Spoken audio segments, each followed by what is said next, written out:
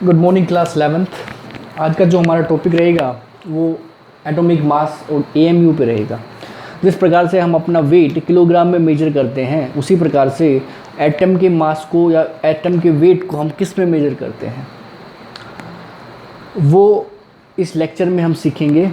सबसे पहले जब केमिस्ट्री शुरू में जब केमिस्ट्री में डिस्कवरियाँ हो रही थी डिफरेंट एलिमेंट्स की, एटम्स की, तो हम क्या कर रहे थे, उसमें हमें आवश्यकता महसूस हुई कि हम एक एटम के मास को किस प्रकार से मेजर करें। पुराने ज़माने में हमारे पास इतने अच्छे इक्विपमेंट्स नहीं थे, इतनी अच्छी टेक्नोलॉजी नहीं थी जिससे हम मास को एक्यूरेट मास को फाइंड आउट कर सकें।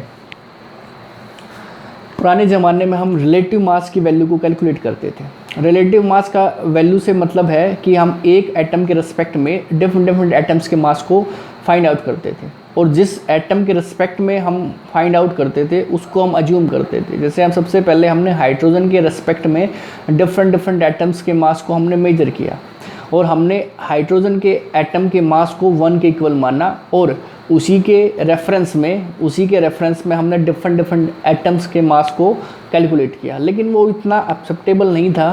एक्सेप्टेबल का मतलब या हम कहें कि वो इतना एक्यूरेट भी नहीं था। एक्यूरेट का मतलब है जो भी एटम के हमने मास निकाले वो क्या नहीं थे, हमारे पास एक फ्रैक्शन में आ रहे थे सारे मोस्टली। तो फ्रैक्शन का मतलब डेसिमल्स में आ रहे थे। तो अब हमें आवश्यकता थी कि कोई इस प्रकार के एटम को तलाशे जिससे क्या है कि डिफरेंट एटम्स के मास क्या एक एग्जैक्ट वैल्यू के अंदर आए। जैसे मैं पूछूं कि आपका मास कितना है, तो आप बताओगे कि 60 kg, 40 kg, 30 kg, what ever your मास। तो हम किस प्रकार से वैल्यू को कैलकुलेट करते हैं, हम रिलेटिव मास की वैल्यू को कैलकुलेट करते हैं। रिलेटिव मास इस यूनिवर्स में किसी का भी एग्जैक्ट मास को कैलकुलेट करना पॉसिबल नहीं है। हम जितने भी मास निकालते हैं वो रिलेटिव मास में ही निकालते हैं। जैसे आप शॉपकीपर के पास जाते हो, आप बोलते हो कि 1 किलो सेब दे दो, तो वो क्या करता है, 1 किलो के बाट के रेफरेंस में, 1 किलो के बाट के साइड में 1 किलो सेब तोलता है। मतलब जब दोनों इक्वल हो जाएं, मान लो ये आपके पास 1 किलो का बाट है और ये आपके पास सेब है, तो दोनों जब इक्वल हो जाएंगे तब आपको बोल देगा कि भाई ये आपके पास क्या है, 1 किलो सेब है, आप ले जाओ। ठीक है। तो अब बात आती है कि 1 किलो आया कहाँ से, ये 1 किलो का बाट आया कैसे, हमने इसको किस प्रकार से बनाया कि भाई 1 किलो का बाट है ये।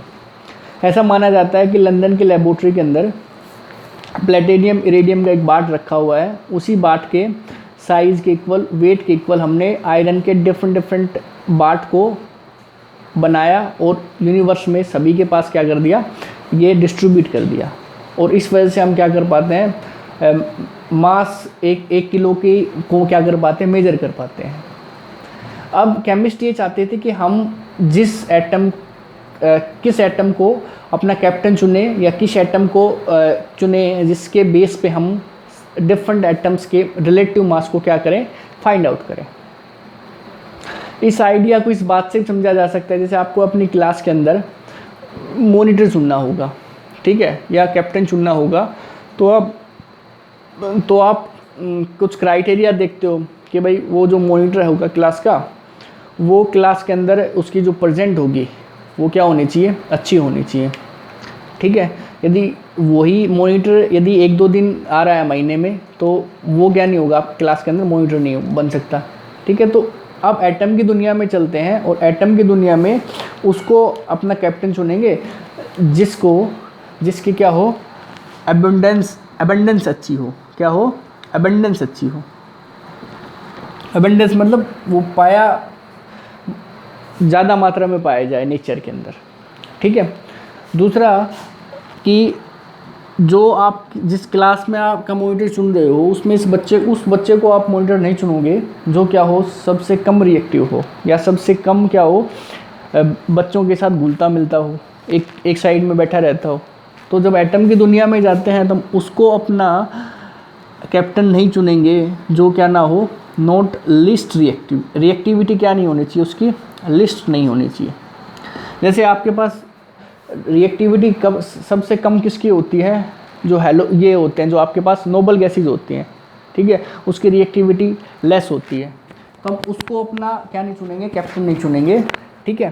थर्ड बात करते हैं कि किसको मॉनिटर चुनेंगे, उस बच्चे को भी मॉनिटर नहीं चुनेंगे जो आपके पास क्लास में क्या हो, ज़्यादा शरारती हो, ठीक है। और उसको नहीं चुनेंगे जो क्या नहीं होता है आपके पास, मोस्ट रिएक्टिव नहीं होता है, मोस्ट रिएक्टिव, उसको भी नहीं चुनेंगे, क्योंकि पूरे दिन शरारत करेगा तो मॉनिटर नहीं बन पाएगा, ठीक है। जैसे एटम की दुनिया में बात करेंगे तो जो सबसे ज़्यादा रिएक्टिव होगा उसको भी नहीं चुनेंगे। मोस्ट रिएक्टिव का मतलब है कि आपके पास सोडियम हो गया, पोटाशियम हो गया, हेलोजेंस हो गए, ये सब क्या है आपके पास मोस्ट रिएक्टिव है, ठीक है। तो इनको भी नहीं चुनेंगे, ठीक है। हम चुन क्यों रहे हैं एटम को, क्योंकि हमें क्या निकालना है, उसके रिस्पेक्ट में क्या निकालना है, रिलेटिव मास निकालना है, डिफरेंट एटम्स के मास को फाइंड आउट करना है, ठीक है। फोर्थ जो कंडीशन है कि भाई जो उसके भाई बहन है वो उस क्लास में नहीं पढ़ने चाहिए, ठीक है।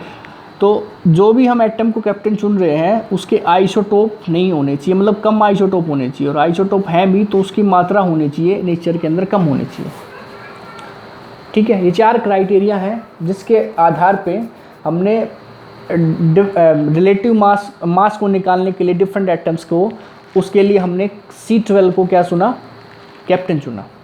1961 में C12 कार्बन 12 एटम को रेफरेंस मान के हमने डिफरेंट एटम्स के मास को फाइंड आउट किया, बात समझे। C12 के एटम को एक रेफरेंस मान के डिफरेंट एटम के मास को क्या किया, फाइंड आउट किया। जैसे हम अपना वेट किलोग्राम में मेजर करते हैं, उसी प्रकार से एटम के मास को हम AMU में मेजर करते हैं, ठीक है। मास ऑफ एनी एटम, और वो किस में मेजर होता है, AMU में, ठीक है, is equal to AMU। AMU का मतलब क्या है, एटॉमिक मास यूनिट, और आजकल इस AMU के स्थान पे U लिखा जाता है और इसको हम बोलते हैं यूनिफाइड मास। क्या बोलते हैं, यूनिफाइड मास बोलते हैं, ठीक है। आप AMU बोलो चाहे U बोलो, बात दोनों सेम है, इक्वल, ठीक है। अब बात ये आती है कि भाई एक AMU में कितने ग्राम होते हैं। जैसे 1 किलोग्राम में 1000 ग्राम होते हैं, उसी प्रकार से एक AMU में कितने ग्राम होते हैं, ठीक है। तो ये बात बताई गई कि the mass of C12 atom is 12 AMU, 12 AMU। Mass of C12 atom is 12 AMU, ठीक है। ये बात बताई गई, ये हमने एज्यूम किया। जैसे हमने पता है कि भाई 1 किलोग्राम में 1000 ग्राम होते हैं, उसी प्रकार से जो मास ऑफ होता है कार्बन एटम का, उसके एटॉमिक मास के इक्वल को बताया गया है। जैसे इसका कार्बन का जो मास नंबर होता है वो कितना होता है, 12 होता है, ठीक है। तो वो कितने के इक्वल हो गया, 12 AMU के इक्वल हो गया, ठीक है। यदि हम यहाँ से एक AMU को डिफाइन करें, 1 AMU क्या होगा, तो 1 AMU होगा mass of C12 atom upon में 12। इस प्रकार से हम एक AMU को डिफाइन कर सकते हैं, 1 AMU। ये फर्स्ट फॉर्मूला निकल के आया आपको AMU के बारे में, ठीक है। AMU क्या होगा, एक AMU होगा 1/12 of mass of carbon atoms, C12 carbon atom, ठीक है। ये होता है आपके पास AMU, 1 AMU। बात को समझे, ये होता है आपके पास 1 AMU। ये हमने अज्यूम किया है कि भाई लेट C12 कार्बन एटम का मास कितना, 12 AMU है, ठीक है। जैसे हम अज्यूम ही करते हैं ना, 1 किलोग्राम में 1000 ग्राम होते हैं। यदि मुझे इस मास ऑफ C12 एटम के मास के बारे में पता चल जाए, mass of C12 atom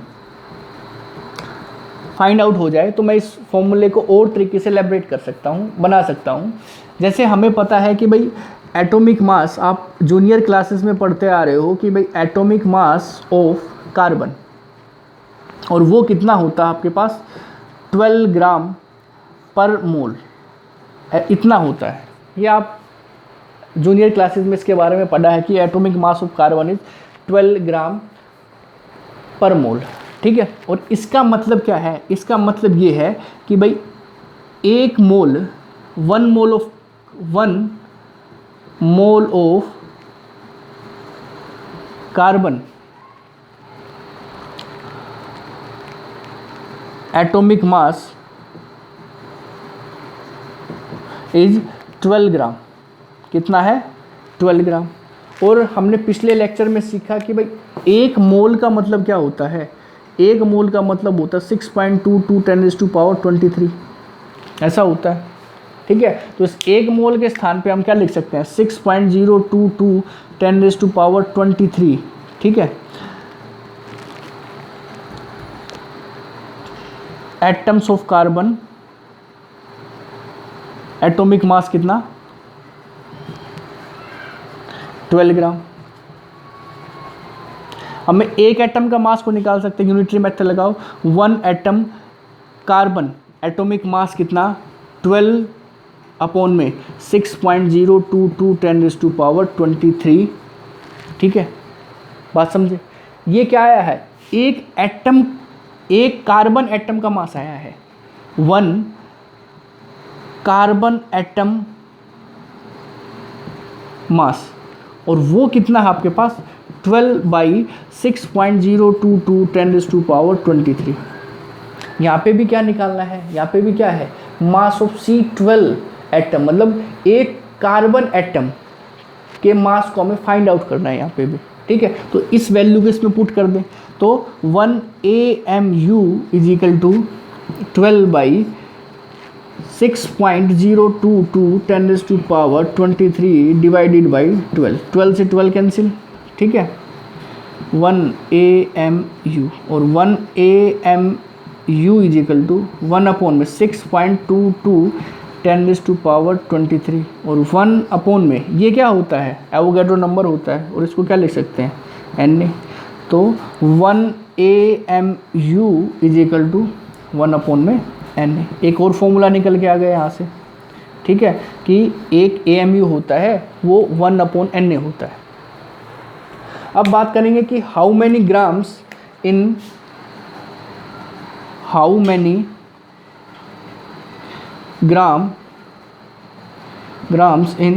1 AMU। जैसे 1 किलोग्राम में 1000 ग्राम होते हैं, उसी प्रकार से 1 AMU में कितने ग्राम होते हैं? ये जो AMU आ रहा है ये आपके पास क्या आ रहा है? ग्राम में आ रहा है।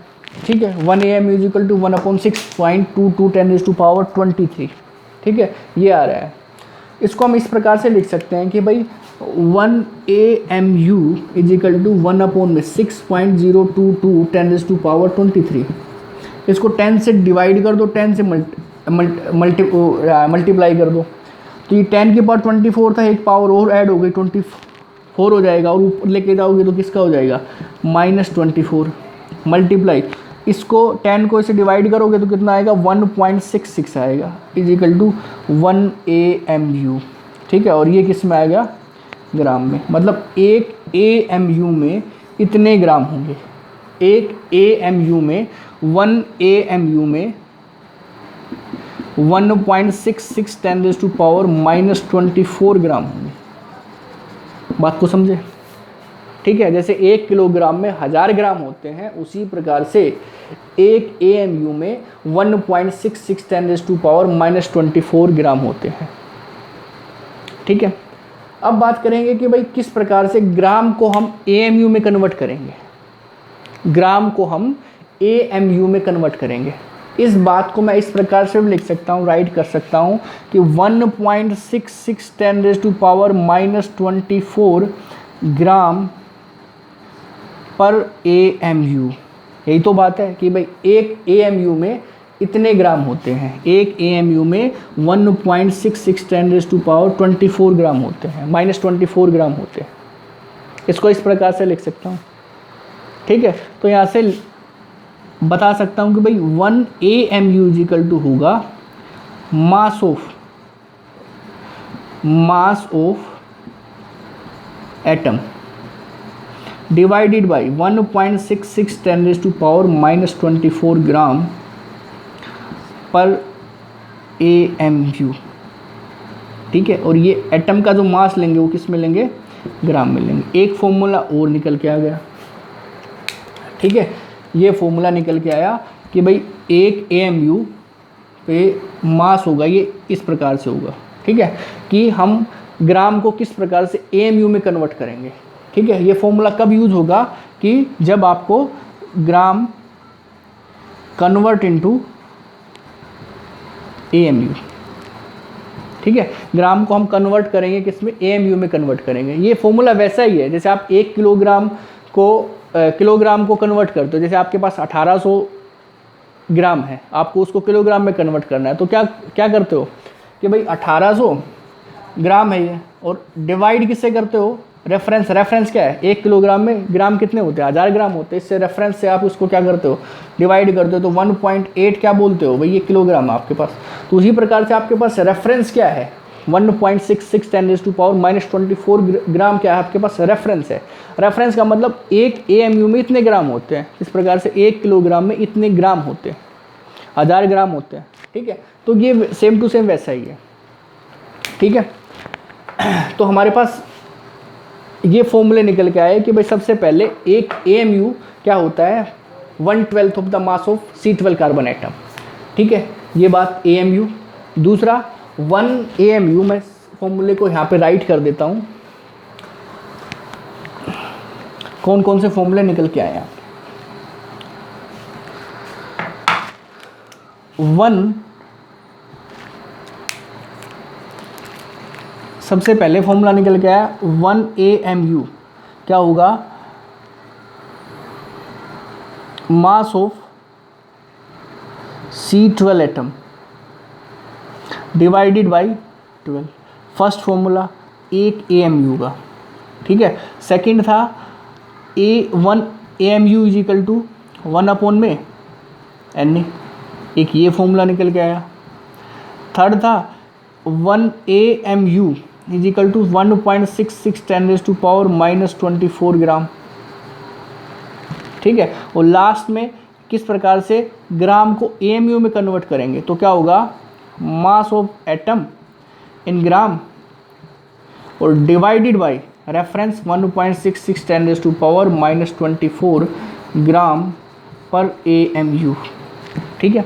तो इसी पे बेस्ड क्वेश्चन है इस पे।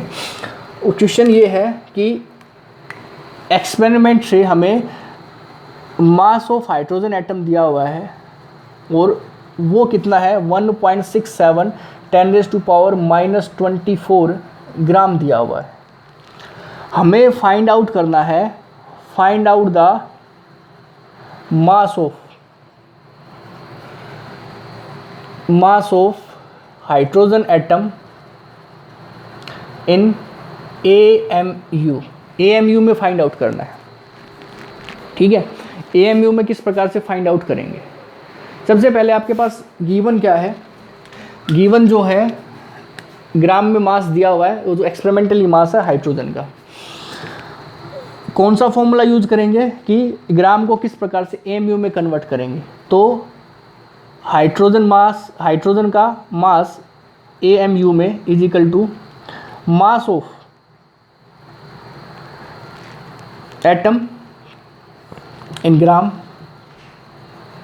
डिवाइडेड बाय 1.66 10⁻⁻24 ग्राम पर AMU, और हाइड्रोजन का मास इन AMU में, और वो कितना होगा, मास ऑफ एटम कितना है, 1.67 10⁻⁻24 ग्राम, ठीक है। और AMU में कितना है, AMU में रेफरेंस से डिवाइड करो 1.66 10⁻⁻24 ग्राम, ठीक है। और AMU ग्राम से ग्राम कैंसिल, -24 से -24 कैंसिल, ठीक है। और जो वैल्यू फाइंड आउट होके आएगी तो वो आपके पास आएगी, हाइड्रोजन का मास AMU में कितना होगा, जब इसको इससे क्या करेंगे, डिवाइड करेंगे, तो आएगा 1.0078, ठीक है। ये क्या है आपके पास, AMU में मास है कि भाई हाइड्रोजन का AMU में मास कितना होगा, 1.0078 AMU होगा, या हम इसको इस प्रकार से लिख सकते हैं 1.0078 और U, इसको U को हम क्या बोलते हैं, यूनिफाइड मास, क्या बोलते हैं, यूनिफाइड मास, ठीक है। It's all about the AMU, atomic mass unit, ठीक है। जिस प्रकार से हम अपना वेट किलोग्राम में मेजर करते हैं, उसी प्रकार से एटम का जो मास होता है उसको हम किस में मेजर करते हैं, AMU में मेजर करते हैं, एटॉमिक मास यूनिट में मेजर करते हैं। और nowadays we use unified mass instead of AMU, ठीक है। It's all about the AMU।